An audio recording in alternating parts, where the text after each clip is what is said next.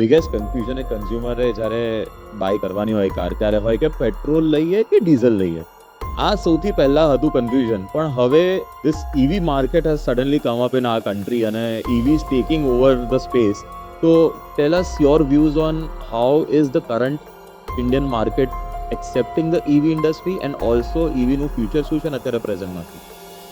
યા so પહેલાં તો Rahil, just talking about petrol and diesel, તો આ એક એવા ફોસિલ ફ્યુલ્સ છે જે ફોર એવર નથી ચાલવાના, એટલે they are going to be exhausted sooner or later. Talking about EVs, તો this is something that has recently come up last 8 to 10 years, અને આ સૌથી વધારે પ્રોમિસિંગ ઓલ્ટરનેટિવ ફ્યુલ ટેકનોલોજી છે હમણાં.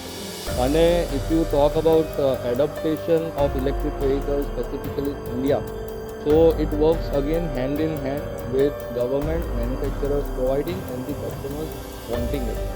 So electricity એવું છે કે it is very easily available. તો હા, થોડા challenges હજુ એડપ્ટેશનમાં આવે છે in terms of range anxiety, એટલે કદાચ હું લઈને જાઉં અને મને ચાર્જિંગ સ્પોટ નહીં મળ્યા તો. So these are the kind of issues that are still currently prevailing, but I think going forward government અને મેન્યુફેક્ચરર્સ એને બહુ સારી રીતે સોલ્વ કરી રહ્યા છે. અને હવે આ ઇસ્યુ નથી. આઈ થિંક તમે ખાલી ફોનમાં એપ પણ કોઈ પણ ખોલો, ઇવન ગૂગલ મેપ તમે ખોલતા હો, તો I think I am pretty sure કે સુરત જેવી સિટીમાં તો તમને 1 કે 2 કિલોમીટરના રેડિયસમાં લગભગ 2 કે 3 ચાર્જિંગ સ્ટેશન્સ દેખાઈ જ જશે. અને now again we are talking about super fast chargers, જે 60 કિલોવોટ ચાર્જર્સ આવે છે. આ જનરલી તમારી કાર 1 કલાકથી સવા કલાકની અંદર આખી ચાર્જ કરી દે છે.